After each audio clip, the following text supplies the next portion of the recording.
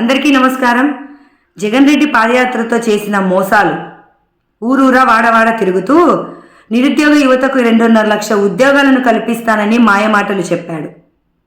5 సంవత్సరాలు పూర్తి అవుతున్న జాబ్ క్యాలెండర్ ఎక్కడ జగన్ రెడ్డి అని మేము అడుగుతున్నాం. ప్రతి సంవత్సరం జనవరి 1వ తారీఖు జాబ్ క్యాలెండర్ విడుదల చేస్తాడేమో అని 1000 కళ్ళతో నిరుద్యోగ యువత ఎదురు చూస్తుంటే జాబ్ క్యాలెండర్ రాలేదు, కానీ సాక్షి క్యాలెండర్ అయితే ఇంటికి వచ్చింది.